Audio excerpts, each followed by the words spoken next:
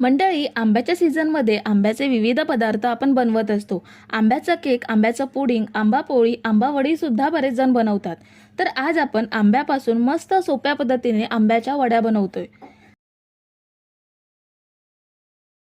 आंब्याची वडी बनवण्यासाठी सर्वात आधी आपण एका पॅनमध्ये अर्धा कप तूप घेऊयात.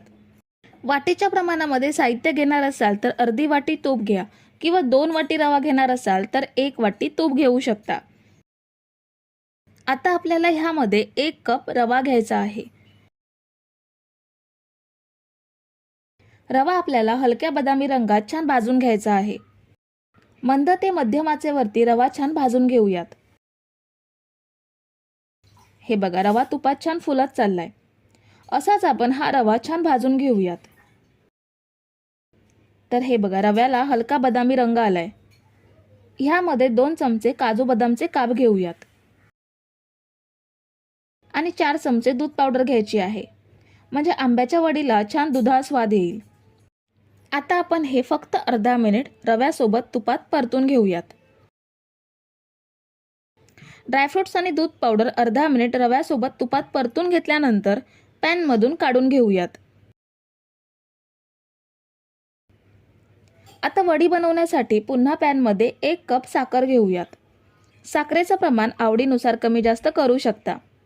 आंबा सुद्धा गोड असेल तर साखरेचं प्रमाण कमी करू शकता. आता ह्यामध्ये अर्धा कप पाणी घेऊयात.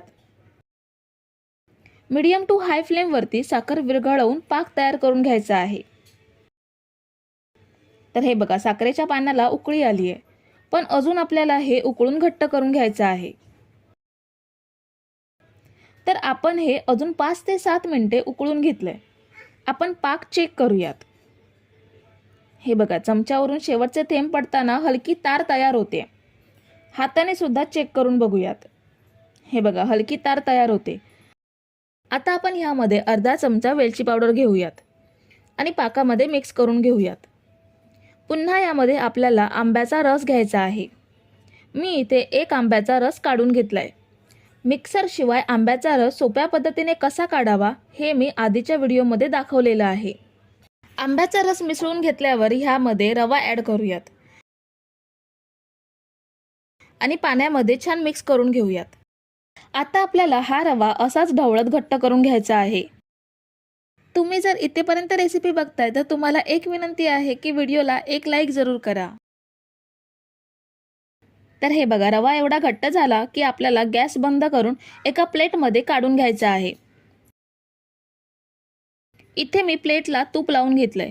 ह्यामुळे वड्या सहज प्लेटपासून वेगळ्या होतील. आता यावर मी काजू बदामचे काप लावून घेते आणि चमच्याने ह्यामध्ये घट्ट बसवून घेऊयात. आता आपल्याला हे थंड करून घ्यायचं आहे, म्हणजे छान सेट होईल. तर आपण हे 2 तास थंड करून घेतलंय. ह्याचे आता पीसेस करून घेऊयात. जर घट्ट झालं नसेल तर फ्रीजमध्ये ठेवून घट्ट करून घेऊ शकता. ह्या बघा, आपण छान वड्या पाडून घेतल्यात. आता ह्या प्लेटमध्ये काढून घेऊयात. तर मंडळी, रेसिपी कशी वाटली हे कमेंट करून नक्की सांगा आणि व्हिडिओला न विसरता लाईक करा. रेसिपी तुमच्या मित्रमैत्रिणींसोबत शेअर करा आणि चॅनलला सबस्क्राईब केलं नसेल तर लगेच सबस्क्राईब करून घ्या. थँक्यू.